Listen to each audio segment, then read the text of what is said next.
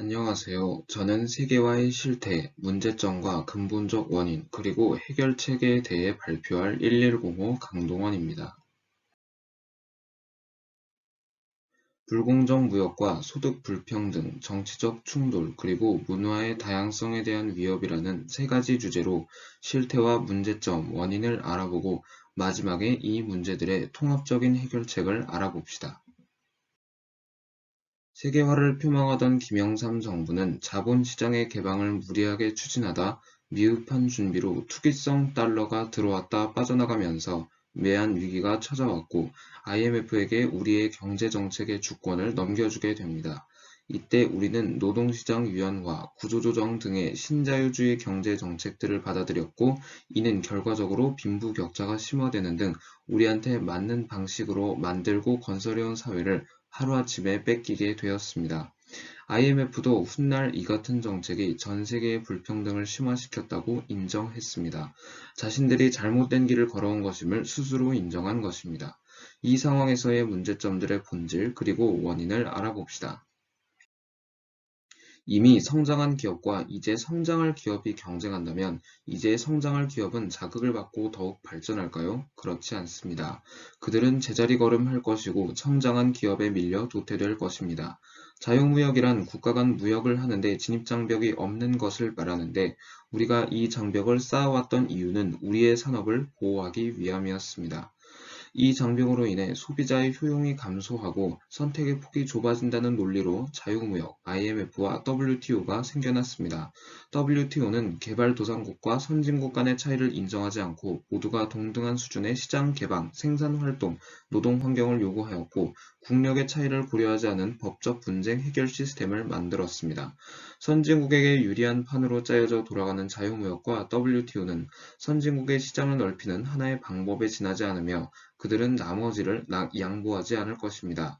미국이 벌려놓은 세계화의 굴레 안에서 미국이 불황의 징후를 포착하고 정부 부채가 증가하자 이제 미국은 보호주의의 카드를 꺼내들고 있습니다.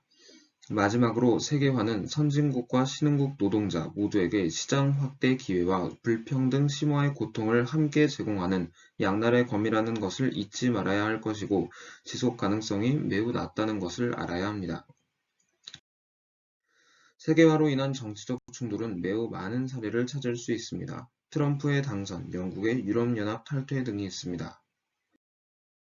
다른 민족을 배격하고 독재를 추구하는 극우주의가 선진국 사이에서 빠르게 확산되고 있고 이 극우주의의 대표적인 유형으로 파시즘이 있습니다. 반유대주의, 백색인종주의, 제국주의 등으로 무장한 그들의 집단은 독일을 독재적으로 지배하고 군국주의를 행했습니다. 동아시아에서의 극우주의의 배경은 오랜 불황에서 찾을 수 있는데 사람들은 다른 민족에게 불황의 원인을 묻기 시작했고 인종차별적인 상태로 돌변하고 말았습니다. 포퓰리즘이란 정책의 현실성이나 가치 판단, 옳고 그름 등 본래 목적을 외면하고 일반 대중의 인기에 따라 목적을 달성하려는 정치 행태를 말하는데 주로 대중의 불확실성과 불안, 갈등 정서 등을 이용하여 현실 세계에서 구현되고 있습니다. 그 대표적인 예가 구구주의와 파시즘이라는 점에서 이 세 개념이 얽히고 설켜 있음을 알 수 있습니다. 포퓰리즘은 첫째, 제도에 대한 신뢰 악화에서 오고 있으며 이는 제도의 순기능이 악화되면서 여러 가지 사회 문제가 생겨났다는 것을 의미합니다. 둘째, 세계화가 일자리 양극화를 만들고 그것이 소득 양극화를 만들어 결과적으로 정치 양극화로까지 이어지고 있습니다. 이런 상황이 지속될수록 정치적인 중재가 중요하지만 이 정치의 오랜 분열로 인해 정치 자체의 신뢰가 약화되고 있는 것이 현실입니다. 마지막으로 살펴볼 문제는 문화의 다양성의 소멸에 대한 관한 것입니다.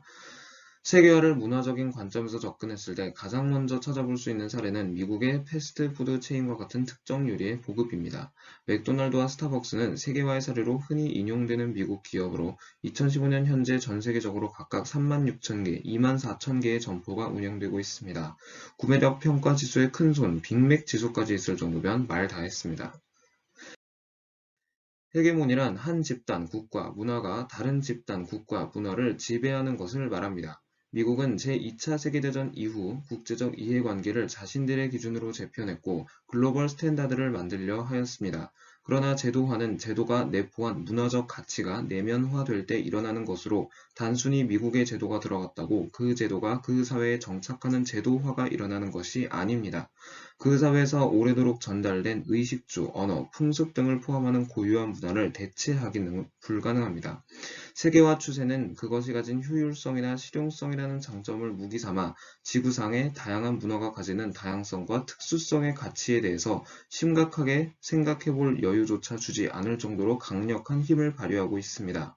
문화를 팔아 이윤을 남기려는 글로벌 기업과 미국의 이데올로기를 심기 위한 미국 정부의 노력 등으로 인해 세계의 문화는 곧 미국의 문화가 되어가고 있습니다. 문화관 우회를 정할 수는 없지만 그 문화를 판매할 수 있는 힘과 자본이 있는 국가의 문화를 우리는 우월하다고 생각할 것입니다. 그러다 보니 자연스럽게 그들의 정책을 따라가게 되고 우리 의식의 식민화가 일어납니다. 마지막으로 이런 문제들의 통합적인 해결 방법을 알아보겠습니다. 4차 산업혁명이라는 시대의 흐름에 맞춘 세계화 교육을 통해 세계 시민 양성에 힘써야 하고 세계화에 대해 다른 생각이 필요합니다. 협력과 상생의 가치관을 가져야만 이 문제들을 해결할 수 있을 것입니다. 착한 소비와 사회적 협동조합이 그 예입니다. 착한 소비는 공정무역 같은 것들을 말하는 것이고 사회적 협동조합이란 영리를 추구하지 않는 협동조합으로서 사람들이 힘을 모아 자신의 수요를 충족시키기 위한 협동조합입니다. 또한 공익사업 40% 이상의 수행이 강제되어 있고 국제기구와 국제사회가 다른 관점에서 세계사회 포럼과 같은 다른 방법으로 이끌어 나가는 것도 중요합니다. 제 발표를 들어주셔서 감사합니다.